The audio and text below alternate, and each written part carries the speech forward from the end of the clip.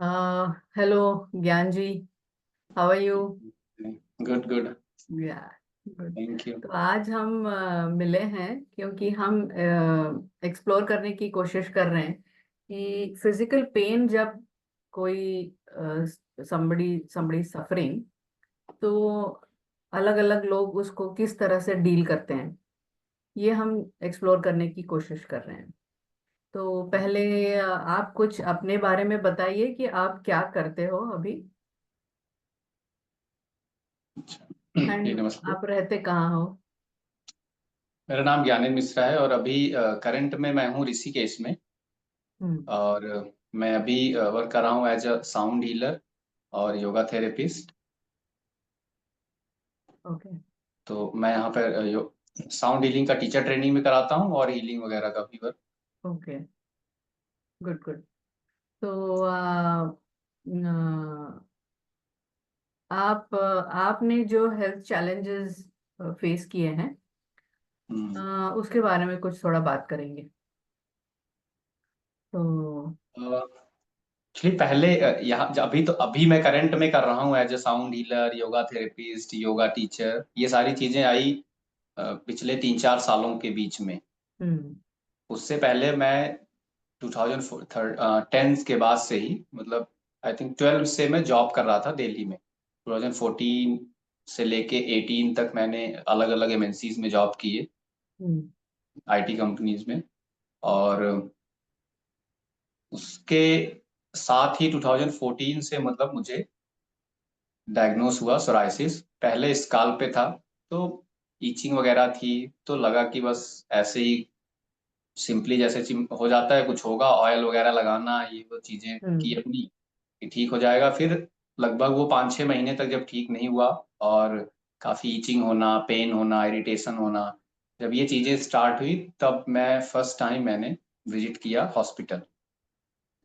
Okay. तो उन्होंने देखा, तो उन्होंने पेपर पे लिखा कि this is psoriasis, this this this medicine आपको ये लेना है। कुछ लगाने के लिए दिया, कुछ खाने के लिए दिया। तब तो मुझे आइडिया भी नहीं था कि क्या चीज होती है सोराइसिस। मुझे लगा ठीक है, कुछ होगा स्किन का, जैसे बाकी चीजें पिंपल्स वगैरह और डैंड्रफ वगैरह हो जाते हैं, कुछ ऐसे ही होगा, अच्छा। ठीक हो जाएगा।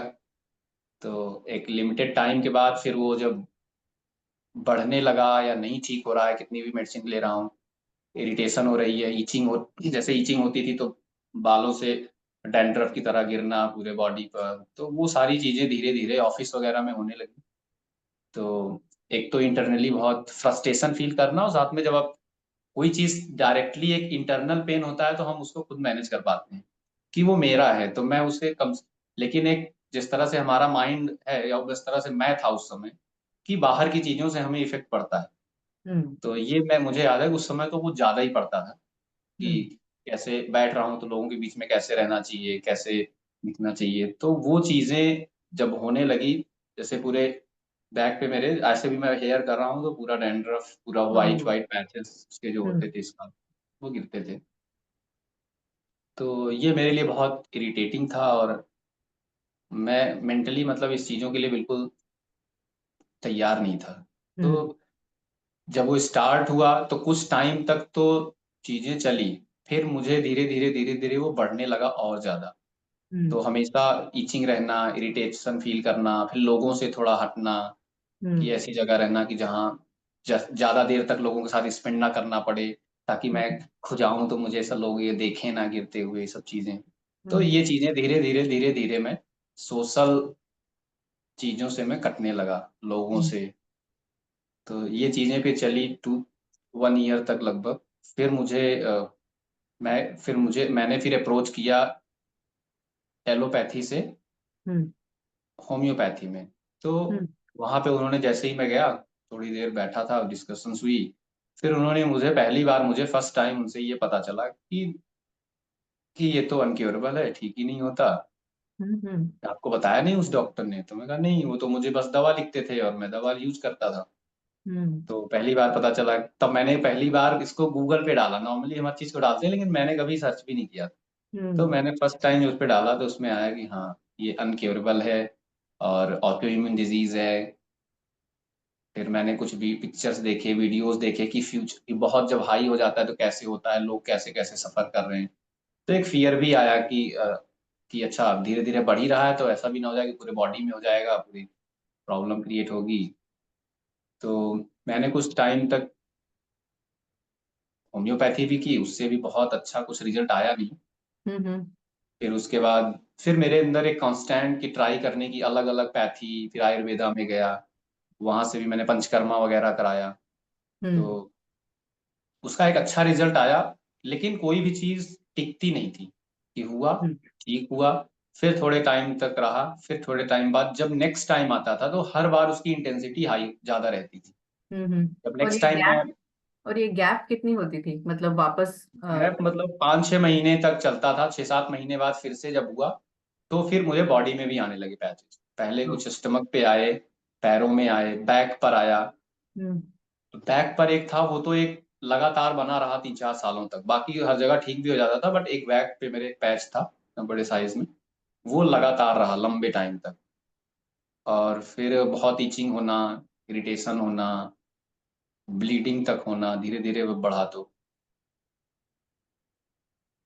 ऐसे फिर हम्म ये चला 2016 तक। 16 के बाद हम्म फिर एक बार मैं फिर से आयुर्वेदा मैं एडमिट हुआ, हम्म पंचकर्मा कराया 15 डेज का। फिर हम्म लगातार मेडिसिन ली मैंने, साल भर मेडिसिन चलती रही, तो एक बैलेंस रहा, कंट्रोल में हम्म रहा, पैचेस हम्म। नहीं आए, बट ठीक रहा। फिर 2017 में मुझे बहुत जबरदस्त हुआ, 18 में आई थिंक, कोविड के 5-6 महीने पहले। तब वो मेडिसिन चालू बहुत, नहीं थे? नहीं फिर मैंने मेडिसिन छोड़ दी साल वाल हम्म भर खा के, क्योंकि इतनी हम्म सारी मेडिसिन हो जाती थी ना कि मैं खा भी नहीं पाता था। 15-10-12 तरह की मेडिसिन है, सुबह ये हम्म खाना है, फिर दोपहर ये खाना है, रात में वो खाना है, फिर ऑफिस मेरी नाइट शिफ्ट जॉब है, मैं आ रहा हूँ 3:30 बजे, 2:30 बजे, 3 बजे ऑफिस से, दिन में सो रहा हूँ। तो वो पॉसिबल, मतलब उस समय ऐसा था कि पॉसिबल ही नहीं होता था, जब तक बहुत बुरी हालत में है तब तक तो सारी चीजें फॉलो कर रहे हैं, जैसे ही चीजें थोड़ा सा वो होती थी फिर वो छूट जाती थी हम्म। मेडिसिन। ओके। फिर 2018 में मुझे पूरे बॉडी में हुआ बहुत हम्म क्रोनिक। फिर मैंने जब चेकअप कराया तो उसमें आया कि सोराइसिस भी था पूरा, और साथ में अर्थराइटिस भी था। और फिर थोड़े धीरे टाइम से मैंने, फिर मेरी लंग कैपेसिटी बहुत लो थी, हम्म और मुझे फिसर भी था। तो हम्म ये सारी चीजें कंबाइन होके ये कोविड के 6 महीने पहले तक से रही। फिर कोविड के आने के टाइम तक 6 मंथ तक बिल्कुल धीरे धीरे, मतलब मैं मैनेज करता रहा, आयुर्वेदा भी लिया और भी चीजें, हर्ब से कुछ कुछ प्रैक्टिसेस से ट्राई हम्म। किया, बट वो फिर बिल्कुल रुका ही नहीं। मतलब ऐसी तो ये सिचुएशन थी कि आर्थराइटिस, पहले जो आर्थराइटिस। दवाइयों से मैनेज हो जाता था वो दवाइयों से मैनेज होना बंद हो गया। ओह, अच्छा। फिर ऐसी सिचुएशन। तो आर्थराइटिस भी वो ऑटो इम्यून, मतलब सोराइसिस जैसे ऑटो इम्यून है, तो हाँ, आर्थराइटिस रोमाटाइटिस भी? अर्थराइटिस था ना, जैसे हाँ, वो रोमाटाइटिस अर्थराइटिस ऑटो उसी की इम्यून। वजह से आता है क्या, कि वो अलग ही हाँ, है? जैसे सोराइसिस का क्या है ना कि जितनी भी ऑटो इम्यून डिजीज हैं सबका एक सर्टेन टाइम तक वो अपना, मतलब खुद मेन लीड रोल में रहती हैं, फिर धीरे धीरे वो साइड में बाकी डिजीज भी ले आती हैं। ओह।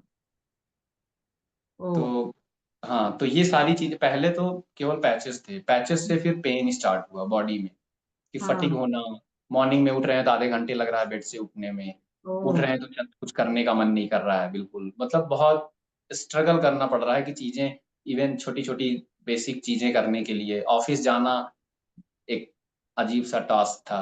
तो ये हम्म। सारी चीजें चली लंबे टाइम तक। अच्छा, तभी ऑफिस जा रहे थे आप? हाँ, मैं ऑफिस तो मैं तब भी जा रहा था जब मैं बिल्कुल मेरे हाथ बहुत प्रॉपर मूव भी नहीं होते थे, पैर भी सब कुछ जाता था। अरे बाप रे, हाँ। ओके। क्योंकि ये भी था कि मैं, मतलब ऐसा ना, फैमिली से सारी चीजें सपोर्ट थी, लेकिन एक जो इनर वो था कि मुझे नहीं लेना, मैं चीजों को खुद से मैनेज करूं। हम्म तो मैं ऑफिस जाता था लास्ट तक पूरी। फिर हम्म 2018 में जब कोविड के 2 कोविड से 1 महीने पहले हम्म। बहुत ज्यादा, जब बिल्कुल ऐसी हालत हो गई कि चलना फिरना बंद होने की कगार पर था, बिल्कुल सीढ़ियां भी मैं पकड़ पकड़ के चढ़ रहा हूँ पूरी तरह। और तभी तो आपकी एज क्या थी? हाँ, आपकी एज क्या थी तभी? तब 18 में मैं था, हाँ, 27-28। ओके।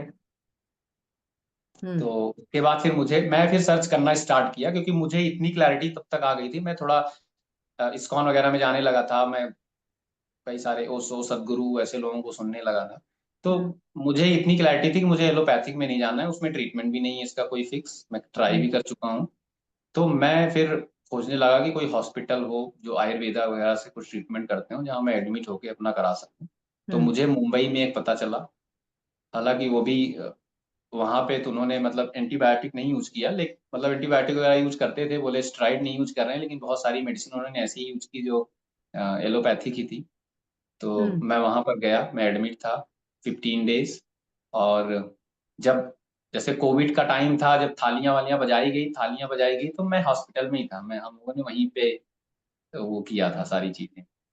और फिर उसके बाद नेक्स्ट डे 1-2 दिन में लॉकडाउन लगने वाला था, तो मुझे पता चला कि अच्छा फ्लाइट्स वगैरह बंद हो जाएंगी सारी। हम्म। तो मैं दिल्ली से मतलब मुंबई से दिल्ली आया हूँ, वो लास्ट फ्लाइट थी। हम्म। मतलब उसके बाद फिर 3 महीने कोई फ्लाइट नहीं। हम्म। तो किसी किसी तरह से फिर रास्ते बंद थे। दवाइयाँ उन्होंने दे दी 10 किलो की, ओ, 10 kg के करीब थी दवाइयाँ। और वो बोले कि और दिन रुकना पड़ेगा आपको, लेकिन एक मुझे ऐसे लगा कि अब बंद हो जाएगा तो मैं 3-4 महीने यहाँ फंस जाऊंगा, या पता नहीं कितना टाइम फंस जाऊंगा। करेक्ट। तो इस वजह से सारे पेशेंट जा रहे थे, तो मैं भी चला आया, मैं बोला नहीं है मेरा, ठीक हूँ मैं भी। और हम्म। 80% तक वो ठीक भी था, बॉडी से पूरे पैचेस चले गए थे, काफी रिलैक्स था। मैं अच्छे से वॉक कर पा रहा था, चल पा रहा था, सब कुछ फिट था। पेन कम हुआ था? हाँ, पेन भी बहुत सही हो गया था वहां पे। हम्म। मतलब स्टार्टिंग में जब मैं वहां हॉस्पिटल पहुंचा हूँ, तो बिल्कुल ऐसा था कि वहां पहुंचते ही फिर मैं सीढ़ियां भी नहीं चढ़ पा रहा था। तो उन्होंने बोला कि आए कैसे तुम, और साथ में कौन है? तो मैं कहा बस मुझे केवल हॉस्पिटल दिख रहा था, और मेरे माइंड में था कि बस मैं वहां तक पहुंच जाऊं कैसे।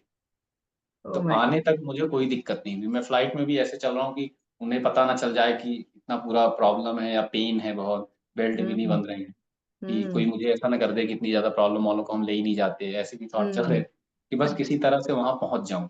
हम्म। और वहां पहुंचा हूँ, फिर ट्रीटमेंट स्टार्ट हुआ दूसरे नेक्स्ट डे से। फिर जब 14 डेज बाद वापस आया हूँ नोएडा, मैं हम्म। नोएडा में जॉब करता था तब।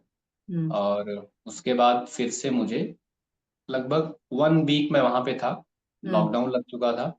हम्म। उसके बाद अगेन मुझे स्टार्ट हो गए पैचेस आने। ओ। तो मैंने डॉक्टर को कॉल किया, उन्होंने बोला कि आप अपना डोज बढ़ा दो मेडिसिन का। ओ बोले माय। होना तो नहीं चाहिए, आप थोड़ा डोज बढ़ा दो। और मैं ऑलरेडी जो डोज ले रहा था उससे मैं बहुत फ्रस्ट्रेट था, क्योंकि वो दिन में मतलब लगभग मैं अगर अमाउंट में भी जाऊँ तो 20,000 के करीब तो मैं दवाइयाँ खाता था। और बहुत सारे, कई बार बहुत मतलब 3-4 तरह की दवाइयाँ थी, कई 3-3 बार खाना। हम्म। तो मैंने वो करने के बजाय उससे पहले मैं जाने लगा था शिव योग में, ओके। नोएडा में ही। तो मैं कुछ टाइम तक फोरम में गया था, फिर मैं उनसे कनेक्टेड था। और उनका एक कोर्स लॉन्च हुआ प्रॉपर 6 मंथ का, जिसमें आपको ब्रीदिंग किसने प्रैक्टिसेस इंट्रोड्यूस किया मेडिटेशन था? और शिव योगा को किसने इंट्रोड्यूस किया था? जी। इंट्रोड्यूस किसने किया शिव योगा आपको? शिव योग इंट्रोड्यूस एक्चुअली मैं पहले से ही मतलब जब मेरे प्रॉब्लम थी तब से मैं हमेशा से ही मैं ओशो सदगुरु शिव योग के उनको, इन सारे लोगों को, या और भी जितने भी स्पिरिचुअल गुरुज हैं, मैं सबको सुना करता था। मेरा मतलब एक वो था कि मेरे जितने भी सोशल मीडिया वगैरह के मेरे टाइम स्पेंड होते थे, उनमें से मैं 60-70% ऐसी चीज कंटेंट ही मैं कंज्यूम करता था। हम्म। क्योंकि उसको सुनने से मुझे एक होप मिलती थी, जैसे पहले से, क्योंकि मुझे तब तक ये पता चल गया था कि सोरासिस ठीक नहीं होता, और हम्म। आपको लाइफ टाइम ऐसे मैनेज करना पड़ेगा। और मैं फिर अपनी बॉडी देख रहा हूँ कि मेरी बॉडी में इतनी प्रॉब्लम्स हैं, और मुझे हम्म। तो एक कांस्टेंट निगेटिव सेल्फ टॉक भी बना रहता था कि क्या होगा क्या होगा, एक अनसर्टिनिटी कि अगर हम्म। ऐसे ही रहा ठीक नहीं होगा तो क्या करूंगा, मैं जॉब कैसे, काम कैसे करूंगा, लाइफ कैसे जीऊंगा, शादी कैसे होगी, ऐसी बहुत सारी चीजें, या कोई मुझे तो मिलेगा ही नहीं। क्योंकि वो 22-23 साल, मेरी 24 साल की एज थी, तो ऐसी भी चीजें आती थी कि लोगों को देख रहा हूँ, लोग कैसी लाइफ जी रहे हैं, तो वो चीजों को लेके हम्म। भी बहुत एक हम्म। इंटरनल कन्फ्लिक्ट था, एक स्ट्रेस, एक कांस्टेंट जो एक हम्म। एंजाइटी का हम्म। था, वो कांस्टेंट बना रहता था मेरे। और आपकी फैमिली और फैमिली का सपोर्ट था, किस तरह का सपोर्ट था, अगर था तो? फैमिली वो का लोग सपोर्ट तो इन्वॉल्व। था, लेकिन मैं धीरे धीरे क्या देखा, जैसे होता है ना कि आप, अगर मैंने उन्हें बता दिया हाँ। तो फिर अब सॉल्यूशन तो है नहीं उनके पास कुछ। तो वो हम्म। क्या करते थे कि दिन में 4 बार से फोन करना, मतलब वो हम्म। एक अच्छा अपना केयर दिखा रहे हैं कि हम्म। पूछना कि क्या ऐसे हो, क्या कर रहे हो, कैसी है तबीयत। तो हम्म। वो मुझे बार बार मैं एक्सप्लेन करना पड़ता था, तो वो मैं धीरे धीरे क्या करता था कि मैंने बताना ही बंद कर दिया। मेरे अंदर हाँ। एक मेंटली बन गया कि जहां से सॉल्यूशन मिल सकता है मैं वहीं अपनी प्रॉब्लम सेव करूंगा। करेक्ट। जहां अगर सॉल्यूशन नहीं है तो उन्हें, क्योंकि वो अपनी लाइफ में खुद ही उनका अलग ही चल रहा है अपना, अब करेक्ट। मैं उसमें और उनकी प्रॉब्लम बढ़ाऊंगा, मैं तो ऑलरेडी हूँ, तो मैं खुद सॉल्व करूंगा। इस तरह का मेरा उस समय एटीट्यूड था। लेकिन वो मेडिसिन के साथ कुछ डाइट का उन्होंने नहीं बताया था? नहीं, उसमें जब मैं पंचकर्मा के लिए एडमिट था तो उन्होंने तो काफ़ी चीज़ें उसमें बताई थी, और वो मैंने कर वो पा रहे सारी। थे आप? क्योंकि आप फैमिली के साथ नहीं रह रहे हो, अकेले रह रहे हो, तो वो कर पा रहे थे आप डाइट? हाँ, मैं अकेले रहता था और मैं कुछ खुद खाना वाना खुद ही बनाता था। अच्छा। और कुछ टाइम के लिए फिर, काफ़ी टाइम तक फिर ऐसे भी था कि एक मेड आंटी थी, वो आती थी तो खाना वो बनाती थी। ओके। फिर आप शिव योगा, लेकिन आप इतना सब कुछ सुनते थे, आप सदगुरु का सुन रहे हैं, इस्कॉन का सुन रहे हैं, ओशो का सुन रहे हैं। Why did you get attracted to Shiv Yoga? Shiv Yoga आपने क्यों स्टार्ट किया? क्या मतलब आपको वहां ऐसा लगा कि मुझे ये करना चाहिए? एक्चुअली मैं उससे पहले भी जाता था और भी कुछ आश्रम्स में, लेकिन जैसे मैं कनेक्ट कर पाता था, जैसे भक्ति वगैरह या कुछ चैंटिंग करा रहे हैं या मंत्रा चैंटिंग करा रहे हैं, तो मुझे वो चीज़ें अच्छी तो लगती थी, लेकिन मैं डीपर लेवल पे मैं वो कनेक्ट नहीं हो पाता था, क्योंकि मैं कर ही नहीं पाता। मैं हम्म। कर रहा हूँ, मैं दो एक माला कर रहा हूँ, मेरा माइंड इधर उधर भाग रहा है, मेरे मुझे दिख रहा है कि मैं बिल्कुल बिल्कुल अंदर से इच्छा ही नहीं हो रही है मैं ये करने की, मेरा माइंड अलाउड नहीं कर रहा है उस चीज में। अगर हम्म। मैं बैठा हूँ, मेडिटेशन मुझसे करा रहे हैं, तो मैं आंखें खोल के हर 2 मिनट 3 मिनट में देख रहा हूँ कि कब खत्म होगा ये, क्योंकि मेरे हम्म। कहीं पेन हो रहा है पैरों में, मैं कांस्टेंट, क्योंकि मैं कांस्टेंट बैठ नहीं सकता था ना बिल्कुल। करेक्ट। मुझे पेन रहता था, अगर मैं थोड़ी देर लगातार बैठा हूँ तो मुझे बैक में पेन होने लगेगा, मुझे हाथों में पेन होने लगेगा, तो मैं ऐसे कर रहा हूँ, ऐसे कर रहा हूँ। तो जब बॉडी बिल्कुल रेडी नहीं है उस चीज के लिए, तो आप मेडिटेशन कर ही नहीं सकते। तो करेक्ट। उसमें बैठने के बाद मुझे प्रॉब्लम्स होती थी, तो मैं उससे भागने, लेकिन मुझे अच्छा भी लगता था, मुझे एक होप भी था कि इससे कुछ फायदा हो सकता है, तो जाता भी था, लेकिन एक अंदर से वो चीज सेटिस्फैक्शन नहीं थी उसको लेकर। तो हम्म। मुझे जब सीओ का पता चला तो उसमें थी ब्रीदिंग प्रैक्टिस वगैरह, और मैंने उनको सुना। हम्म। तो जो उनका इंट्रोडक्शन था उसमें ये था कि मेनली वो डिजीज पे ही काम ही कर रहे थे, और हम्म। उसमें 300-400 डॉक्टर्स की टीम थी जो उस पर रिसर्च कर रहे थे, हम्म। और कि उसके रिजल्ट्स पर कि लोगों पे क्या आता है। तो मुझे वो बहुत बहुत कनेक्ट किया, और मेरे अंदर एक, मतलब मैं बहुत पॉजिटिव हो गया कि हम्म। मैं ठीक हो जाऊंगा। और ये जब मैं यहाँ पर स्टार्ट किया, कोई एक टीचर है या इट्स अ ऑर्गेनाइजेशन? ऑर्गेनाइजेशन है, लेकिन उसके उस समय ईशान शिवानंद जी थे, वो ओके। योगा के मोटर के फाउंडर भी वही हैं, ओके। तो उन्होंने ही करा, वही कराते थे। ओके। और फिर वो मैंने करना स्टार्ट किया, और विद इन 3 मंथ। तो ये ऑनलाइन था?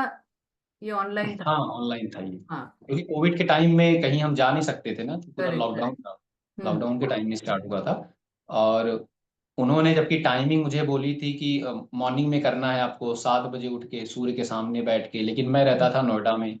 और थर्ड फ्लोर पे रहता था, तो छत भी एक्सेस उतना नहीं था, और हम्म। मेरी नाइट शिफ्ट जॉब थी। तो मैं हम्म। रात में सो रहा हूँ 2 बजे, उठ रहा हूँ 10 बजे। तो हम्म। मैं जब भी उठता था मैं 10 बजे ही करता था उसको, और उस हम्म। रूम में बैठ के ही करता था। उसके बावजूद भी एक 3 से 4 महीने बाद, मतलब 1.5 से 2 महीने में ही मेरे पैसे जो भी फिर से आ रहे थे उसमें बिल्कुल एडिटिंग होना शुरू हो गया था, और 3-4 महीने में मैं पूरी तरह से ठीक, बिल्कुल मेरे फैंटास्टिक। हाथ पैर चल रहे थे, मैं मूव कर रहा था, मैं दौड़ सकता था, मेरी हेल्थ में इंप्रूवमेंट आ गई, मेरा वेट गेन होने लगा, सारी चीजें 4 महीने बाद।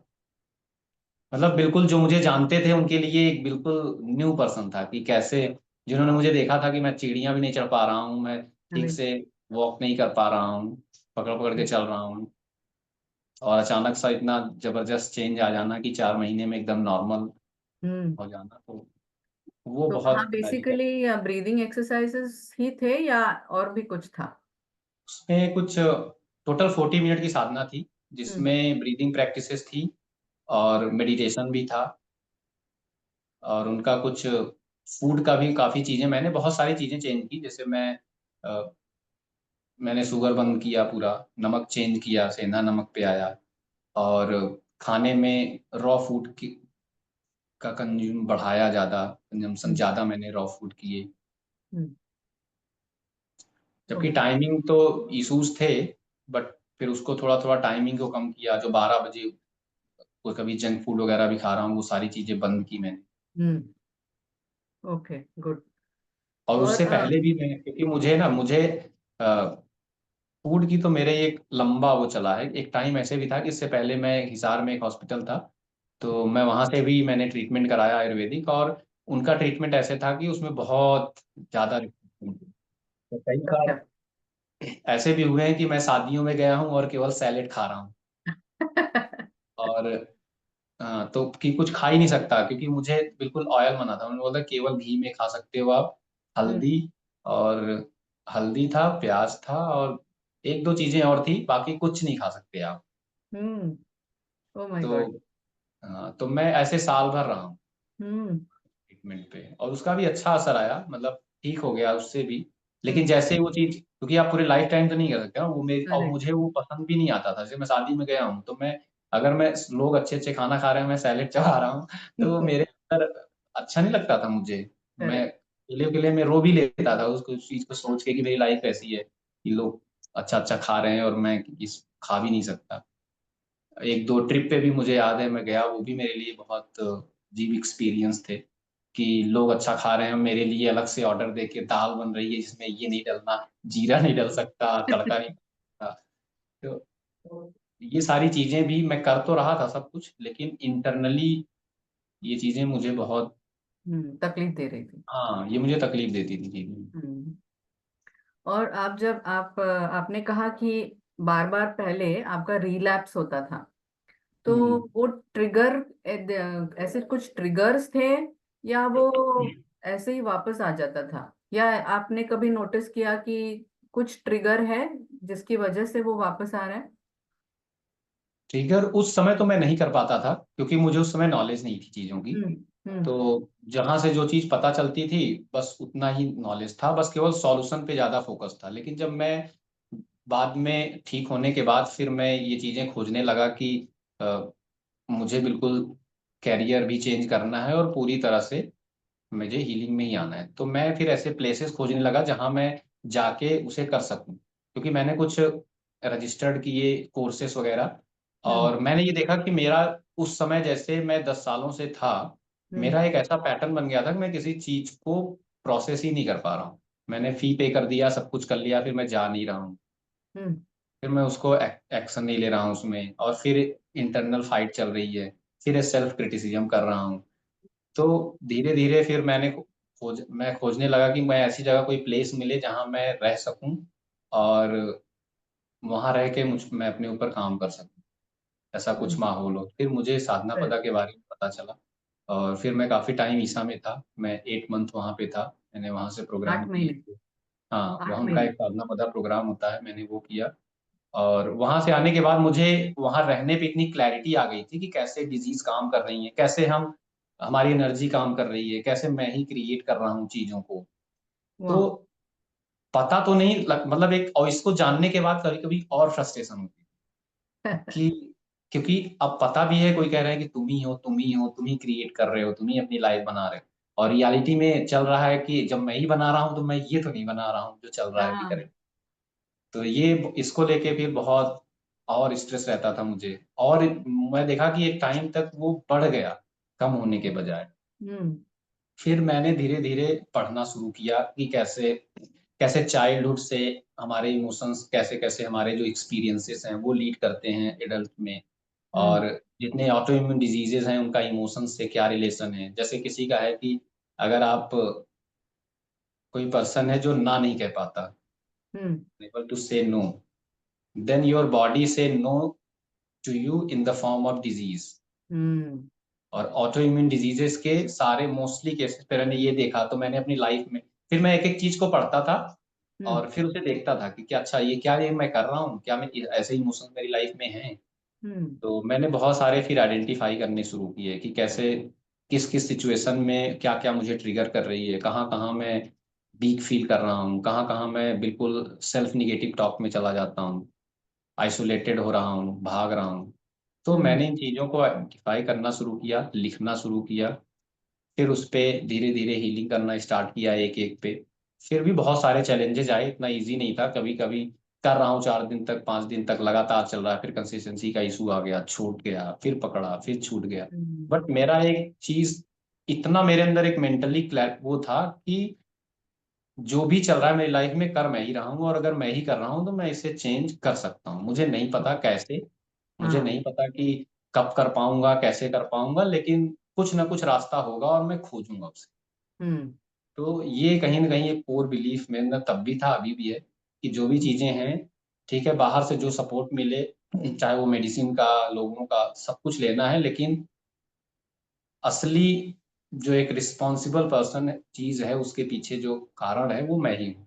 हम्म अब कैसे करना है इसके लिए फिर मैंने बहुत सारे, वहां से आने के बाद ईसा से अलग अलग मैं आश्रमों में गया, मैं अदर हीलिंग मोडेलिटीज को देखा, ड्रामा के बारे में पढ़ा, हम्म कि फाइंड आउट करने के लिए कि कैसे कैसे मेरे, कि फिर मैंने पढ़ा कि एक प्रोग्राम अटेंड किया सबकॉन्शियस माइंड पे, कैसे प्रोग्राम करते हैं, तो फिर उससे हम्म मुझे बहुत आइडिया आया। तो हम्म उसमें भी मैंने काफी रिसर्च की। हम्म। अभी ये जब आप डॉक्टर्स के पास जाते थे तो अलग अलग डॉक्टर्स, एक तो एलोपैथी है, होम्योपैथी है, आयुर्वेद, तो तीनों आपने ट्राई किया है। तो जी, डॉक्टर्स का रवैया कैसा होता है इस सोराइसिस को लेके? देखो जैसे आप। एलोपैथिक में तो होता है कि मोस्टली वो, ये तो कोई बताते नहीं है कि ये अनक्योरेबल है या ऐसा कुछ है। ये हाँ। मेरा पर्सनली रहा, या मोस्टली वो फियर क्रिएट करते हैं। हम्म जैसे मैंने गवर्नमेंट हॉस्पिटल में दिखाया, तो पहला जो इनकाउंटर था वो गवर्नमेंट हॉस्पिटल ही था। तो हम्म वहां तो मैंने देखा कि उन्हें कोई बहुत ज्यादा मतलब नहीं था। हम्म ऐसे देखा, अच्छा ये है, दवाइयाँ लिखी, लो खाओ, हम्म ये लगाओ, 10 दिन बाद आके फिर दिखाना। हम्म तो फिर दोबारा गया, 2 बार आप जाओगे, 3 बार गया, फिर देख रहा हूँ वो बढ़ता ही जा रहा है, बढ़ता ही जा रहा है, तो फिर ऑटोमेटिकली जाना बंद हो गया। हम्म फिर दूसरी जगह गया तो उन्होंने बताया कि ये ठीक नहीं होता, आपको दवाइयों से ही मैनेज करना पड़ेगा, और लगातार करना पड़ेगा, आप छोड़ दोगे तो प्रॉब्लम हो जाएगी। मतलब एक उनका ये था कि मैं लगातार उनकी मेडिसिन पर रहूं, जो हम्म मुझे समझ में आया। हम्म तो फिर वहां से भी मैंने, फियर में कुछ भी करता है आदमी, तो मैंने काफी टाइम तक उसको भी ट्राई किया। फिर हम्म उससे भी मुझे कोई रिजल्ट मिले नहीं। हम्म और मेरा एक, फिर मैंने देखा ना कि जितनी बार मैं, ये मैं 4-5 बार ट्राई किया, छूटता था बीच में छोड़ छोड़ के। जब भी हम्म मैं एलोपैथिक ट्रीटमेंट लेता था, 1 महीने 2 महीने बाद मुझे जैसे फिशर या पाइल्स वगैरह के इश्यूज हो जाते थे, तो वो तभी आए जब जब मैंने वो मेडिसिन ली हाँ, उसका या साइड इफेक्ट था इंजेक्शन लिए। मतलब वो। हाँ, जब मैं इंजेक्शन या मेडिसिन पे जा रहा हूँ तो 15-20 दिन बाद, महीने बाद वो मुझे प्रॉब्लम स्टार्ट हो हम्म जाए। और फिर जब मैं होम्योपैथी में गया तो मैंने उसका भी अच्छा सुना था, और मैंने रिजल्ट्स भी, कुछ लोगों के अच्छे रिव्यूज पढ़े थे हम्म कि लोग ठीक हो जाते हैं, हम्म और ठीक हुए थे। ऐसे लोगों से मैंने 1-2 लोगों से बातें भी की, जैसे कुछ क्या होता था कि अ, कोई डॉक्टर है तो उनकी वेबसाइट है, उस पर टेस्टिमोनियल पड़े रहते थे हम्म पेशेंट, कुछ के नंबर्स भी होते थे, तो मैं हम्म कॉल करके भी एक कंफर्मेशन के लिए पूछता था। तो कुछ लोगों ने मुझे बहुत अच्छे रिजल्ट्स भी बताए, हम्म लेकिन वो मेरी लाइफ में मेरे ऊपर नहीं काम किया उतना अच्छा। हम्म जब मैंने ट्राई किया तो मुझे बल्कि वो बढ़ ही गया, वो करते करते मतलब ऐसी हालत हुई कि मुझे छोड़ के फिर से शिफ्ट होना पड़ा। हम्म फिर आयुर्वेदा में गया जब मैं, तो मुझे याद है कि मैं, वो केरला के डॉक्टर थे कोई, और फर्स्ट टाइम मतलब उन्होंने मुझे देखा जब मैंने ये यही बोला कि ये ठीक नहीं होता इनक्योरेबल। उन्होंने मुझे कि नथिंग इज इनक्योरेबल, अच्छा। बोले नथिंग इनक्योरेबल, ये अदर पैथीज में होता होगा। उनका ये था कि अदर पैथीज में ये होता है, ऐसा कुछ नहीं है, क्योर हो जाएगा। हम्म तो फिर उन्होंने मेडिसिन दी, कुछ टाइम तक मैं मेडिसिन भी लिया, मुझे फायदे भी हुए। फिर उन्होंने मुझे एडवाइस किया था कि एक अपॉइंटमेंट लेके आप 15 दिन का एडमिट होके एक बार पंचकर्मा करा लो, क्लींजिंग से बॉडी पूरा क्लीन हो जाती है, उसके बाद मेडिसिन का इफेक्ट बढ़ जाता है। हम्म तो मैंने फिर वो भी कराया, और हम्म उससे एक अच्छा इफेक्ट भी आया। हम्म 15 दिन तक मैं था, मैं दिल्ली में ही कराया था मैंने, वहाँ पे हम्म गवर्नमेंट हॉस्पिटल है, all India institute of Ayurveda. Hmm. तो लेकिन वो टिका नहीं ना? वो टिका, नहीं, मतलब वो फिर बार बार आ जा रहा था, क्योंकि आ फिर बाद में जाता था। मैंने उसे, जब मैंने पढ़ा तो मैंने आइडेंटिफाई किया ना कि उसका मेन काज बॉडी है ही नहीं, बॉडी हम्म। बॉडी की डिजीज है ही नहीं सोराइसिस, हम्म। या स्किन की डिजीज नहीं है ना। फिर हम्म। मैंने आइडेंटिफाई किया कि वो सारा तो मन का सारा खेल है, सारा इंटरनल हमारे इमोशंस की वजह करेक्ट। से उस पे इशूज थे। अभी आपका जो एक्सपीरियंस है कि डॉक्टर्स का जैसे हम चाहते हैं वैसा कुछ सपोर्ट है ही नहीं, मतलब, तो आप क्या सोचते हैं कि अगर उस वक्त क्या होता तो you would have felt better, अच्छा, उस एटलीस्ट समय। फीलिंग वाइज, या आप पॉजिटिव, ये तो आपने रास्ता खोजा, वो अपना खुद का खोजा, राइट? हम्म। लेकिन अगर ऐसा कोई नहीं है तो what you feel that doctor should do that will help the मुझे पेशेंट लगता है कि एटलीस्ट। अगर, हाँ, अगर स्टार्टिंग से ही जैसे ही कोई खासकर ऑटो इम्यून डिजीजेस के लिए आता है, हम्म। तो उसके सिम्टम और पे काम करने के बजाय अगर हम उसके डीपर लेवल पे देखें हम्म। कि वो आया कहाँ से है, उस पर्सन का इमोशनल लेवल क्या है, हम्म। उस पर्सन का फिजिकल लेवल से पहले उसका मेंटल हेल्थ देखना बहुत जरूरी है। हम्म। कि उसके लाइफ के एक्सपीरियंसेस कैसे रहे हैं, या वो अभी करंट टाइम में किस तरह की सिचुएशंस को फेस कर रहा है, किस तरह के इमोशंस को फेस कर रहा है, कहाँ पर वो बहुत, जैसे इमोशंस में भी कुछ मैंने देखे कि कुछ लोग के लिए सेम सेम ही इमोशन दो पर्सन के लिए अलग अलग इम्पैक्ट डाल सकते हम्म। हैं। कोई उसी को लेके कूल हो सकता है, कोई उसी को लेके बहुत फ्रस्ट्रेट हो सकता है, कोई उसी हम्म। इमोशन को लेके बहुत एंग्री हो सकता है। तो उसके हम्म। पीछे बहुत डीपर लेवल में ये देखना कि उसका रूट कॉज क्या है। हम्म।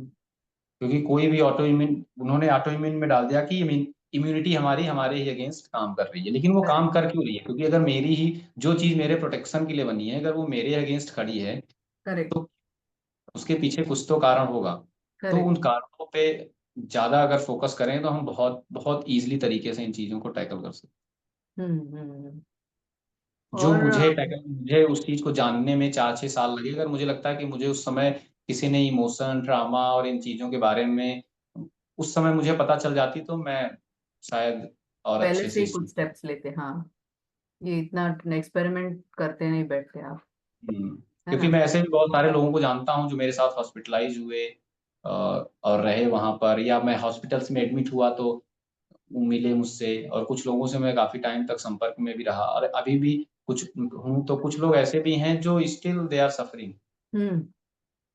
क्योंकि हम्म। उन्होंने एक जो फिक्स बना लिया कि अच्छा ठीक नहीं होता तो नहीं होता।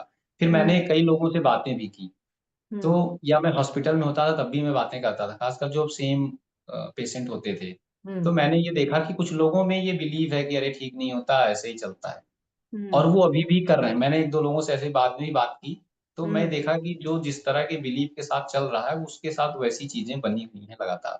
लेकिन हम्म। मेरे अंदर एक चीज ये था कि मैं कहीं ना कहीं से इसका कुछ खोलूंगा, कोई तो हम्म। रास्ता होगा, मैं निकालूंगा, कहीं भी हम्म। जाऊंगा, लेकिन इससे कम आउट हो जाऊंगा।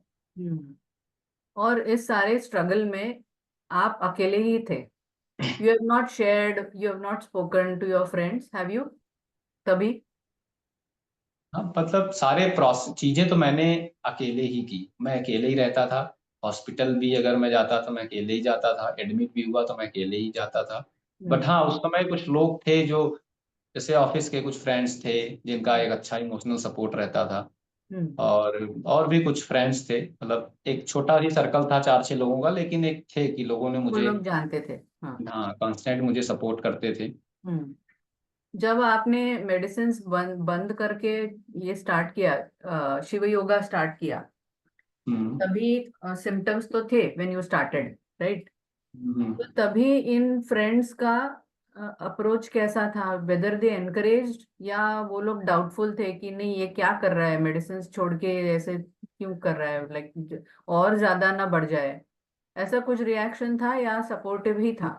नहीं, लोग एक्चुअली, लोग मुझे, मैं ये देखा कि जब भी इवन मैं जब बहुत रॉ सिचुएशन में था, तब भी मतलब लोग मुझे, मैं पर्सनली इंटरनली चाहे जितना आइसोलेटेड फील कर रहा हूँ या लोगों से भाग रहा हूँ, लेकिन लोग मुझसे नहीं भागते थे जो मेरे जानने वाले अच्छे थे। क्योंकि उस समय, उस टाइम भी मैं जैसे मैं अगर सुनता था अच्छी चीजों को, या मैं स्पिरिचुअल बुक्स पढ़ रहा हूँ, तो मेरी बात का एक तरीका ही अलग होता था, तो लोग मुझसे बहुत कनेक्ट करते थे। लोग अपनी प्रॉब्लमें भी शेयर करते थे। और कभी कभी ऐसे होता था कि उन्होंने मुझसे शेयर किया प्रॉब्लम और मैं कुछ बताता था तो उन्हें बड़े सॉल्यूशन मिल जाते थे, वो बड़े खुश हो जाते थे।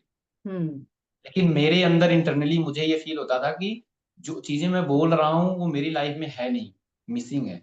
मैं खुद कांस्टेंट एक फियर में हूँ, कांस्टेंट स्ट्रेस में हूँ। लेकिन हम्म मैं जो चीजों को लोगों से जब शेयर करता था तो उनकी लाइफ में बहुत जबरदस्त चेंजिंग आई। हम्म और कुछ फ्रेंड सर्कल में ऐसे भी थे जो बिल्कुल सब कुछ जानते थे, मेरी पूरी एक एक हालत से परिचित थे, लेकिन फिर भी वो मुझे हमेशा मेरे सपोर्ट में रहते थे।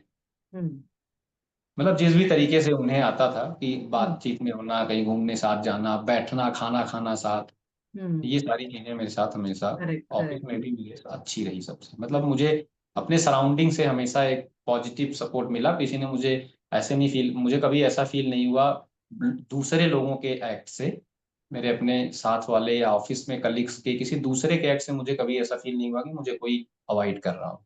Correct correct. So that is very important also ना, मतलब उस हम्म। जर्नी में ये सपोर्ट मिलना इम्पोर्टेंट है। हम्म। अ, तो आपने ये भी बताया कि आपका ये सेल्फ टॉक चल रहा था कि मैं तो ठीक हो सकता हूँ इससे, and that was the self talk that you are having, right? उस वक्त हाँ और मतलब एक कुछ? हाँ। सेल्फ पे बहुत सारे निगेटिव टॉक भी चलते थे, क्या होगा, कैसे होगा, ठीक ही नहीं होगा। मैंने ये बाद में आइडेंटिफाई किया कि बहुत सेल्फ टॉक तो बहुत निगेटिव थे कुछ हद तक, लेकिन एक बहुत डीपर लेवल पे एक जो बिलीफ होता है ना कुछ, हम्म कि करंट को लेके सेल्फ टॉक चलते थे निगेटिव, कि क्या होगा, तुरंत तुरंत फियर हो जाना, स्ट्रेस हो जाना। लेकिन एक जो डीपर लेवल पे बिलीव था वो ये था कि मैं इसे ठीक करूंगा। हम्म और केवल उसमें और भी चीजें थी, जैसे मेरा मेरे अंदर एक हमेशा से एक विजन टाइप का भी था मुझे, कि मुझे कुछ बाहर भी, बाहर वो बाद में मैंने वो चीजें भी देखी कि वो किससे, जैसे आप बाहर कुछ करना चाहते हो, बाहर को लेके हमारा माइंड बहुत रहता है कि मैं ये करूंगा, वो करूंगा, लोगों से वैलिडेशन पाने की कोशिश हो, या या बाहर आप कर रहे हो तो वो एक दो फीलिंग उसमें आती है। मैंने ड्रामा में पढ़ा कि या तो वो लैक से आती है, कि आपके पास कुछ है नहीं और वहां आप प्रूफ करना चाह रहे हो बार बार बार बार, हम्म। और या तो फिर वो फुलफिलमेंट से आती है कि now you have everything and now you want to share. Right. तो एक, जब मैं ईसा से भी आया तो बहुत काफी टाइम तक मैंने ये आइडेंटिफाई किया कि कि उसमें लैक का भी रोल काफी है, ओके।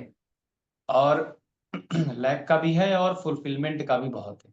तो धीरे धीरे मैंने उस पर काम करना शुरू किया कि कैसे लैक से हटना है और फुलफिलमेंट में आना है। तो हम्म उसके लिए फिर मैंने हीलिंग की, फिर मैंने साउंड, फिर मैं टीचर, योगा टीचर ट्रेनिंग कर रहा था तो मुझे उसमें पता चला साउंड हीलिंग के बारे में। हम्म और मेरी एक टीचर थी, मुझे वहाँ पे मिली थी ईसा में ही वो, और उनका यहाँ पे वो अभी टीचर हैं। तो उनका भी बहुत सपोर्ट रहा मेरी लाइफ में।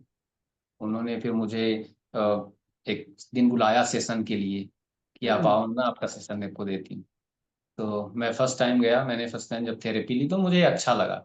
फिर हम्म। मेरी आदत है हमेशा कि मैं कोई भी चीज़ जैसे देखा तो मैं उस चीज़ को फिर पढ़ता हूँ कि ये क्या है, कैसे डीप। है, डीपर में, हाँ, डीप फिर में जाए। लॉजिकली उसको समझने की कोशिश, साइंटिफिकली समझने की कोशिश। हम्म तो जब उसको मैंने पढ़ा, मैंने कुछ लोगों के वीडियोस देखे, और कि कैसे ये वाइब्रेशन पे काम कर रही है, उसमें कुछ एग्जांपल्स थे कैसे बाहर की चीजें काम कर रही हैं, कैसे टीवी काम कर रही है, कैसे मोबाइल काम कर रहा है, कि हम्म कैसे सैटेलाइट से फ्रिक्वेंसीज आ रही हैं, सेम फ्रिक्वेंसी ट्यून करने पे कैसे दोनों में अलाइन होते ही कैसे हम उन चीज़ों को, रियलिटी में वो चीज़ें बदल जा रही हैं हमारे लिए। और हम्म ऐसे ही सेम हमारी बॉडी में है, सेम हमारे ऐसे ही वाइब्रेशन फ्रिक्वेंसीज काम करती हैं। तो हम जिस जिस चीज़ से यूनिवर्स में अलाइन होते जाते हैं, वो चीज़ें हमारी लाइफ में आती जाती हैं। तो हम्म ये चीज़ भी मेरे अंदर एक अच्छा, मतलब मुझे एक अच्छा लगा इस चीज़ जान के, हम्म कि अच्छा मतलब कि ये चीज़ें, इसका मतलब अगर मेरे अंदर डिजीज है दैट मीन्स कि मैं डिजीज की एनर्जी से ज़्यादा अलाइन, मैं हम्म। हेल्थ की एनर्जी से कम अलाइन हूँ। तो मैं इसके लिए क्या क्या कर सकते हैं इस पे कुछ खोजता हूँ। तो फैंटास्टिक। फिर मैंने फिर साउंड हीलिंग टीटीसी किया, टीचर ट्रेनिंग की, और फिर सेल्फ हीलिंग किया, और भी ब्रीदिंग प्रैक्टिसेस वगैरह करते करते फिर मुझे उससे मैं कनेक्टेड भी हुआ, ज़्यादा मुझे कनेक्शन फील हुआ। तो मैंने फिर उसे टीचिंग एज अपना प्रोफेशन भी बनाया। भी मैं साउंड हीलिंग टीचर ट्रेनिंग भी कराता हूँ यहाँ पर। हम्म। और जैसे आपने कहा कि कुछ आपके हॉस्पिटल में साथ में थे who suffering the same problem, किसी हम्म। ने भी, एक भी व्यक्ति आपको ऐसे मिला जो क्यूरियस है कि अरे तुम कैसे ठीक हो गए, मुझे बताओ, क्या ऐसा कोई मिला? हाँ, क्यूरियस तो हैं लोग। जैसे एक मेरे फ्रेंड थे, उन्होंने मुझे कनेक्ट भी किया और कुछ दिन क्लासेस भी ली उन्होंने। लेकिन फिर कुछ प्रॉब्लम आ जाती थी, छूट गया उनका। और फिर एक दो और भी थे, उनको उन्होंने भी शुरू किया, थोड़ा बहुत किया, फिर छूट गया उनका। तो अभी भी कुछ लोग हैं जिनको थोड़ा बहुत फायदे भी हुए, उनकी लाइफ में कुछ चेंजिंग भी है। लेकिन मैं इस चीज को, मैं मतलब इस चीजों को लेके फ्रस्ट्रेट भी नहीं होता हूँ, क्योंकि मुझे पता है कि ये सेम पैटर्न मेरा भी था। ये हम्म। थोड़ा सा भी होता है तो छूट जाता है। ये ऐसे ही जितने भी ऑटो इम्यून डिजीज के हैं उनके साथ, सबके साथ ऐसा है। हम्म। किसी चीज पे कांस्टेंट बने रहना बहुत मुश्किल है, क्योंकि ब्रेन, जैसे सोराइसिस में एक आता है कि टाइम के बाद ब्रेन फॉगिंग होती है। कि हम्म। आप कोई भी चीज ब्रेन फॉग होगा, आप अचानक सा कब फ्रीज हो जाओगे, कब आप अचानक सा एक्शन में आ जाओगे, इन चीजों में ऐसे होते हैं सारे ऑटो इम्यून डिजीज। क्योंकि जब हम हम्म। लाइफ में कंफ्यूज होते हैं, तो इम्यूनिटी का कंफ्यूज का मतलब ये है कि इम्यूनिटी तब कंफ्यूज हो रही है जब हम इमोशनल लेवल पर अपनी लाइफ में कंफ्यूज, हम्म। कि उसका हम्म। बहुत डीपर लिंक है कि इम्यूनिटी कंफ्यूज होगी कब। ऐसे हम्म। केवल खाने पीने या कुछ छोटे मोटे इवेंटों से इम्यूनिटी बिल्कुल इतना कंफ्यूज हो जाना कि अपनी ही बॉडी पे अटैक करने लगना, ये तभी हम्म। होता है जब हम बहुत डीपर लेवल पर अपनी लाइफ में कंफ्यूज हो जाते हैं। हम्म।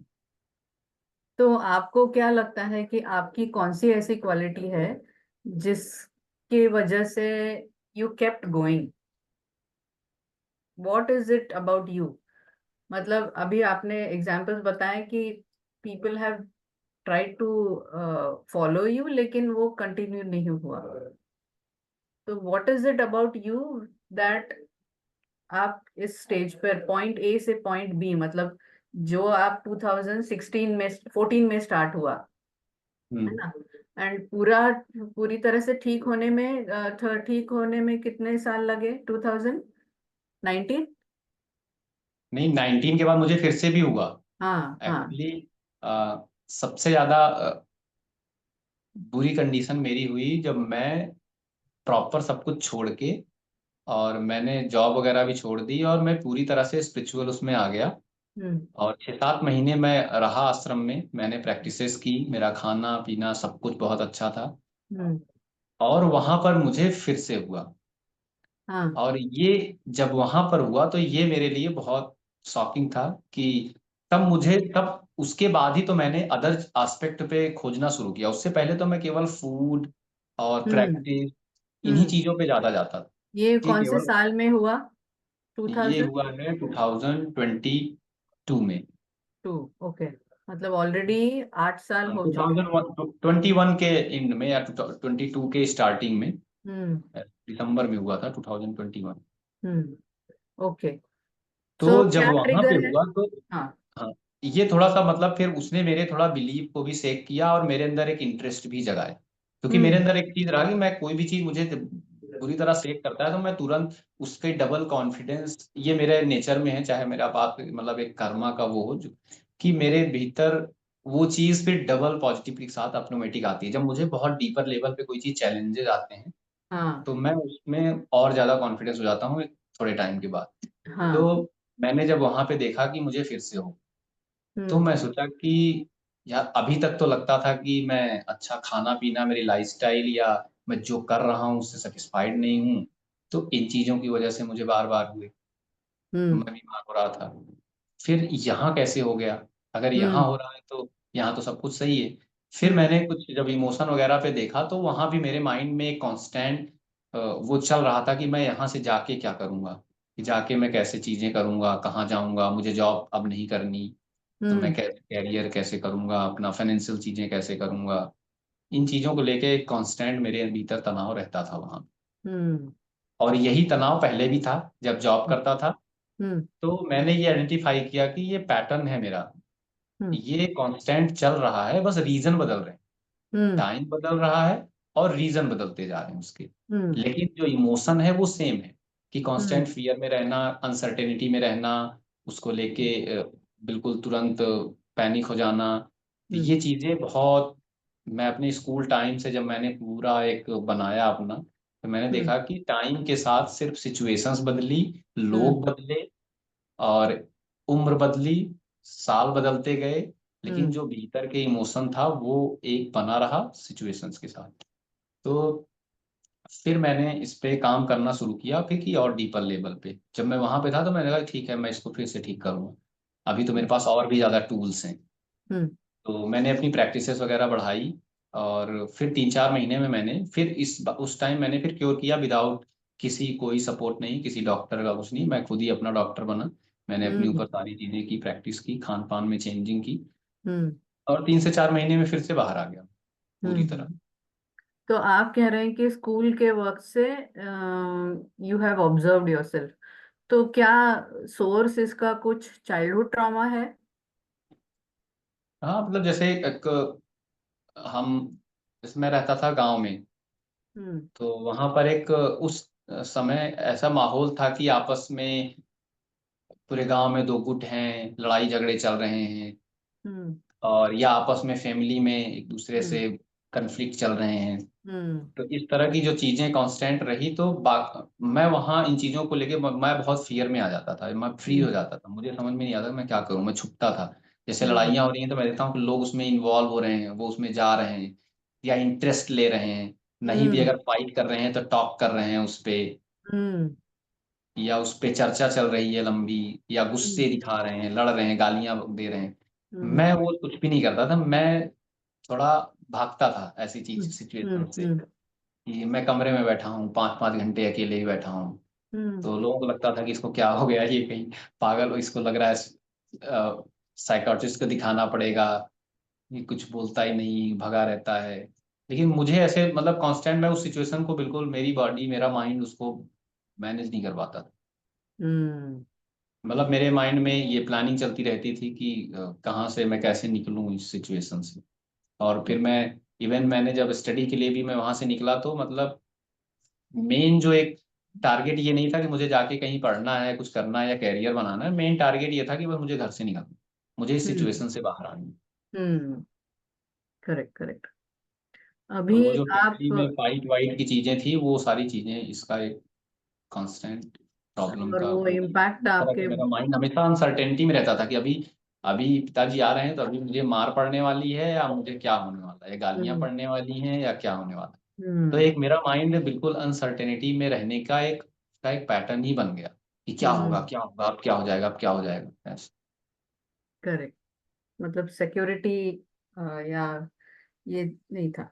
अभी आप जो हैं व्हाट आपको जो जानते हैं and they have seen the transformation in you, what is the during this process, ये प्रोसेस जब था इतने सालों का, उसमें आपको रिएक्शंस जो हैं, मतलब आपके रिलेटिव्स के या डॉक्टर्स के या फ्रेंड्स के रिएक्शंस जो थे वो अभी आपने कहा कि ऑफिस में तो बहुत सपोर्ट था, हम्म। लेकिन बाकी जगह यू फेल्ट कि नेगेटिव ये रिएक्शन ज्यादा थी या पॉजिटिव ज्यादा थी? मतलब दोनों का मिक्स था एक्चुअली, ऑफिस में भी ऐसे था कि सपोर्ट तो सबका था। हम्म वो तो मुझे पता था कि लोग सपोर्ट में हैं, फैमिली भी सपोर्ट में है, लेकिन एक जैसे होता है कि आप 4 लोग के बीच में हो, और आप बहुत ऐसी सिचुएशन से चल रहे हो, तो एक सपोर्ट होता है, लेकिन एक उसका एक होता है ना कि थोड़ा सा, अरे बेचारे के साथ ऐसा हो रहा है, तो एक जो बेचारे वाला वो भाव है, तो वो भी लेके मैं उसको लेके बहुत, मतलब मेरा, मैं बहुत कोई पावर नहीं फील करता था, मैं उसको हम्म लेके मेरे तो वीक ही फील, अनकंफर्ट ही होता था, हम्म कि लोगों को पता है कि इसकी लाइफ में इतनी प्रॉब्लम्स हैं, या ऐसे ऐसे ये चल रहा है, ये नहीं खाता, वो ये नहीं खाता, उसके लिए ऐसे हो हम्म रहा है, तो चीजें लोग करते थे। लेकिन फिर रिलेटिव्स वगैरह में भी ऐसे ही था। तो मैं क्या करता था कि मैं हमेशा से ही, मतलब मैं बहुत शेयरिंग नहीं रहा हूँ, मैं हम्म एक्सप्रेसिव नहीं रहा हूँ, तो मैं हम्म लोगों को बताता भी नहीं था कि मेरी लाइफ में क्या चल रहा है। जब मैं हम्म एडमिट हो जाता था तब मेरे घर वालों को पता चलता था कि हाँ, अब ये एडमिट हो गया है, तब पता चलता था। उससे पहले मैं इस तरह का डीपर ले, बस इतना बताता था कि हाँ प्रॉब्लम है, दवाई चल रही है, मेडिसिन चल रही है, बस। हम्म मैंने इवन 2018-19 तक मैंने तो किसी को अपनी पिक्चर्स भी नहीं दिखाई थी कि मेरी क्या हालत है। और मेरे हम्म फ्रेंड्स में भी जो थे, एक दो थे जो जानते थे, नहीं तो हम्म बाकी लोगों को मुझे ये नहीं पता था कि यहाँ से यहाँ तक मेरी पूरी बॉडी में इतने मोटे पैचेस हैं और ईचिंग हो रही है, ब्लीडिंग हो रही है। ये बहुत लिमिटेड लोगों को पता था। हम्म लोगों को ये पता था कि इसको कुछ है, प्रॉब्लम है, सोराइसिस है, लेकिन मेरी बॉडी सभी नहीं देखते थे। तो वो हम्म। बहुत लिमिटेड एक दो लोग थे जो जानते थे इस तरह से। तो अभी सोराइसिस को लेके आपको क्या लगता है कि what kind of what needs to be done, awareness बढ़ना चाहिए या क्या होना चाहिए अभी कि जो पेशेंट्स हैं सोराइसिस के, they will get some insight. इस चीज पे अवेयरनेस बढ़नी चाहिए कि केवल मेडिकल साइंस या एलोपैथी की केवल ट्रीटमेंट नहीं है, वो जस्ट ए पार्ट है। और ठीक है, उसकी एक आवश्यकता है, जहाँ जो जरूरत है उसको सपोर्ट के तौर पे लेना चाहिए इमरजेंसी केसेस में। लेकिन यहाँ बहुत सारे अदर मोडेलिटीज हैं जिससे 100% पूरी तरह से बाहर ऐसी चीज़ों से आया जा सकता है। और तो ऐसे चीज़ों के लिए लोगों में अवेयरनेस आनी चाहिए कि हम अपने इमोशन पे काम करके, और बहुत छोटे छोटे, ऐसा भी नहीं कि कुछ बहुत बड़ा स्टेप लेना है। जैसे मैं कि जॉब छोड़ के चला मैं आया, वो मेरा ऐसा नहीं कि मेरे डिजीज उसका एक कारण था, बट एक डीपर लेवल पे मैं हमेशा से स्पिरिचुअली में हम्म की तरफ, स्पिरिचुअलिटी की तरफ मेरा लगाव हमेशा से था। मैं हम्म स्कूल टाइम से ही विवेकानंद को पढ़ना, सुनना, मैं इवन पेपर के कट कट, जैसे उसमें कुछ आता था ओशो का या किसी भी स्पिरिचुअल गुरुज का, तो मैं उसे कट करके रखता था। तो ये सब मेरे आदत में थे हमेशा हम्म से। हम्म तो सबको वो जरूरी नहीं कि वो अपने घर में रह के अपने पूरा प्रॉपर काम करते हुए सब कुछ एक नॉर्मल लाइफ में रह के भी पूरी हम्म तरह से इससे बाहर आया जा सकता है अदर मोडेलिटीज के थ्रू, थोड़े हर्ब्स के यूज से। और ब्रीदिंग प्रैक्टिस बहुत जबरदस्त काम करती है इसमें, क्योंकि ये सारे ऑटो इम्यून डिजीज लिंक है हमारे इमोशनल प्रॉब्लम से, कि हम किस तरह के हमारे, कि जैसे तो मैंने जब ड्रामा के बारे में पढ़ा तो उसमें एक मुझे बहुत लाइन बहुत अच्छी मुझे कनेक्ट की। उन्होंने बोला कि trauma is not something that happened to you. Trauma is something that our body and mind how it experience. Is, हाँ हाँ, हाउ इट इज कैसे टेकन। मेरे माइंड ने, मेरी बॉडी ने एक्सपीरियंस किया, क्योंकि एक ही सिचुएशन में वहां मेरे भाई भी थे, वहां और भी हाँ, लोग थे, सबके साथ वही चीजें हो रही थी, लेकिन सबके माइंड ने अलग अलग तरह से उसे लिया। सो तो ट्रू। मेन उसका यह है कि मेरा नर्वस सिस्टम, मेरा बॉडी मेरी कैसे ले रही है, और इसके लिए कोई गिल्ट की भी जरूरत नहीं है, कोई अपने आप को बहुत रिस्पॉन्सिबल समझने की भी जरूरत नहीं है, क्योंकि एक बच्चे को नहीं पता होता कि उसकी लाइफ, उसका माइंड कैसे लेगा, उसकी बॉडी कैसे लेगी। सो तो ट्रू। हम इसके लिए कोई रिस्पॉन्सिबल नहीं है। बट हाँ, जब हम बड़े हो गए हैं तो हमें पता, अगर हमें पता चल गया कि ये चीजें मेरी लाइफ में हैं, तो उसके लिए रास्ते खोजना कि अभी मैं क्या कर सकता हूँ, इसके बजाय ये सोचना कि मेरे साथ में ये क्यों है, मैं तो ऐसा ही हूँ, या मेरी लाइफ में इतनी प्रॉब्लम ही चल रही है, मैं ऐसे ही रहूंगा। नहीं, हम उससे पूरी तरह बाहर आ सकते हैं। बहुत सारे रास्ते हैं, जैसे हम हर चीज के लिए, हम जैसे एक ये भी मैंने देखा पैटर्न था कि हम खासकर मेंटल हेल्थ के बारे में लोग सोचते हैं कि मैं ही सॉल्व कर लूं, या मैं ही खुद से हम हैंडल करने की कोशिश करते हैं ज्यादा। हम्म अगर कोई स्ट्रेस में है तो वो दूसरों से सपोर्ट लेने के बजाय वो उसमें अपना ही, कि ऐसे ही होता है, ऐसे ही है, सेल्फ टॉक निगेटिव करते रहेंगे, स्ट्रेस एंजाइटी में रहेंगे। मुझे लगता है कि हम्म इसमें लोग हर चीज के एक्सपर्ट हैं। जैसे हमने केजी से लेके, अगर हमें एक जॉब भी करनी है, हमें इंजीनियर बनना है तो हम इंजीनियरिंग कॉलेज जाते हैं, मेडिकल पढ़ना है मेडिकल जाते हैं। अगर हम्म आपको मिठाई खानी है तो हम डॉक्टर के पास ना जाके हम हलवाई के पास जाते हैं। हम्म तो सब चीज के एक्सपर्ट हैं, ऐसे हम्म ही मेंटल हेल्थ के भी एक्सपर्ट हैं। हम्म। तो अगर इस तरह की सिचुएशंस कोई चल रही हैं तो हमें ऐसे लोगों से सपोर्ट लेना चाहिए और उस पर काम करना बिल्कुल। चाहिए। और आपने कहा कि शिव योगा ज्वाइन करने के बाद 3-4 महीने में ही आपका पूरी तरह से क्लियर हो गया सब, हाँ, 4 महीने में हो गया, तो आर्थराइटिस। हाँ। बाकी फिर वो तो पहली बार आप था। आप दिन में कितना वक्त देते थे इस प्रैक्टिस के लिए? टोटल प्रैक्टिस के लिए मैं लगभग डेढ़ डेढ़ से 2 घंटे मैक्सिमम।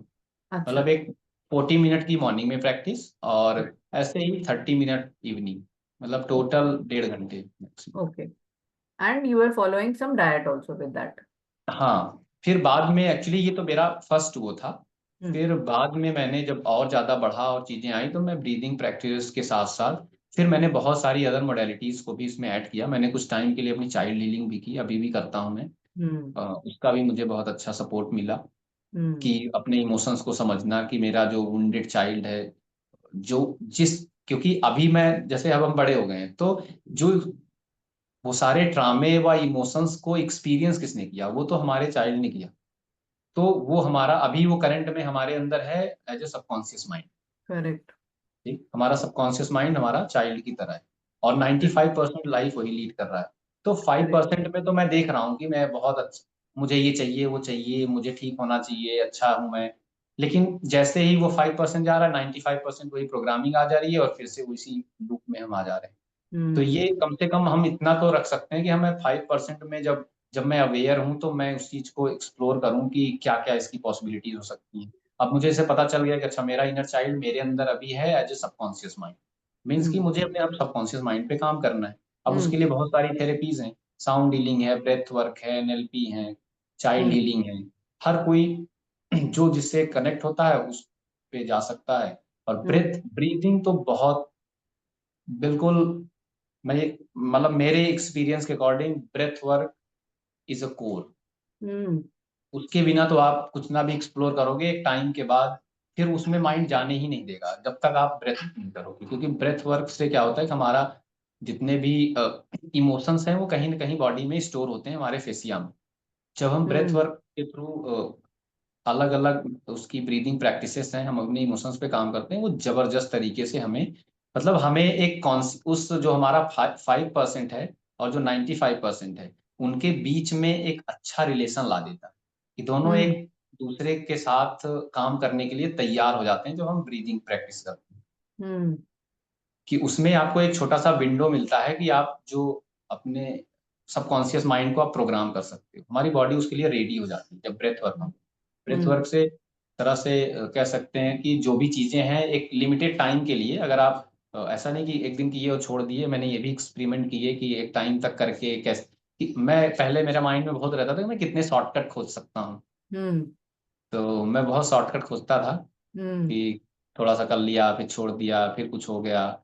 लेकिन मैंने बाद में ये धीरे धीरे एक्सप्लोर किया कि साधना का कोई शॉर्टकट नहीं है, आपको करना ही पड़ेगा अगर आप डीपर लेवल पे चीजें चाहते हो। हम्म। हाँ, धीरे धीरे उसको साधना पड़ता है। हम्म। अभी आप किस स्टेज पर हो? What is your what is the status of your illness now? Fitness तो पूरी तरह से क्लियर है, बॉडी हम्म। पे कोई इशू नहीं है अभी। हम्म। बिल्कुल मैं एनर्जेटिक भी फील कर रहा हूँ, मुझे कोई हेल्थ के भी इश्यूज नहीं है। हम्म। फिर धीरे धीरे करंट करंट मतलब हेल्थ के लेवल पे वो सारी चीजें सॉल्व हो गई जो बहुत मेजर प्रॉब्लम क्रिएट कर रही थी हम्म। किसी भी चीज को करने में। हम्म। जैसे जब वो एक ऐसा टाइम था कि हेल्थ का ऐसा लेवल था कि मैं कैरियर पे सोचना, रिलेशनशिप सोचना, फैमिली सोचना, हम्म। इधर तो बिल्कुल माइंड ही नहीं जा रहा था, मतलब उन चीजों के लिए बिल्कुल जैसे लाइफ में जगह ही नहीं थी। हम्म। तो अभी वो चीजें सॉल्व हैं, तो मैं अदर पार्ट अपने लाइफ के एक्सप्लोर कर रहा हूँ। हम्म। तो उसमें मैं ऐसे देख रहा हूँ कि मतलब जो 24/7 एक कांस्टेंट एंजाइटी स्ट्रेस का वो चलता था, उसमें हम्म। एक बहुत मेजर शिफ्ट है। हम्म। और मैं अपने आप को मैनेज अच्छे से कर पा रहा हूँ, मैं करियर में मुझे क्या करना है मैं उसके लिए एक्शन ले पा रहा हूँ, मैं मोर अथेंटिक हो पा रहा हूँ। मेरा हम्म। लोगों से जो पहले था कि जैसे कांस्टेंट ना ना कह पाना, फिर या इमोशनल डिस्ट्रेस होना, उन चीजों पर मेरा एक अच्छा अच्छा मेरी पकड़ है। हम्म। मैं लोगों से मिल रहा हूँ, मैं सीख रहा हूँ। हम्म। और कुछ जो चैलेंजेस आ रहे हैं, मतलब कुछ भी चल रही है, ऐसा नहीं कि लाइफ में बाहर की सिचुएशंस पूरी बदल गई हैं, बाहर की चीजें बहुत सारी वैसी ही हैं, हम्म। लेकिन मैं बदल गया। करेक्ट। कि उसे हैंडल करने का मेरा तरीका, मेरा अप्रोच बदल हम्म। गया है उस तरफ। हम्म। हम्म। सो आई एम श्योर कि आपकी ही जर्नी इतनी क्या कह सकते हैं इसको, मतलब बहुत एक्सप्लोरेटरी थी। तो किसी को भी सोरायसिस का प्रॉब्लम है, I am sure you will be, if they connect with you, आप उनको डेफिनेटली हेल्प कर पाएंगे, and you can help them get over it. क्योंकि सब लेवल्स पे आपने सोचा है, सब सब लेवल्स पे एक्सप्लोर किया है, and you have come out of it. तो अगर मैं आपका कांटेक्ट नंबर जो है डिस्क्रिप्शन में मैं शेयर करूंगी, कोई अगर आपसे कांटेक्ट करना चाहता है तो आप उस नंबर पे वो लोग कांटेक्ट कर सकते हैं आपको। And you are also teaching yoga and sound therapy, right? Sound healing. हाँ, साउंड हीलिंग। तो उस दोनों चीज़ों के लिए भी आपसे कांटेक्ट करना है तो वो कर सकते हैं, तो आपका कांटेक्ट मैं डिस्क्रिप्शन में दे दूंगी। It was fantastic talking to you, मतलब बहुत इतने डीप लेवल पे बातें हुई हमारी। It was really great. तो thank you very much for this interview and thank you for thank you so telling much for inviting, thank you so much. Yes, thank you.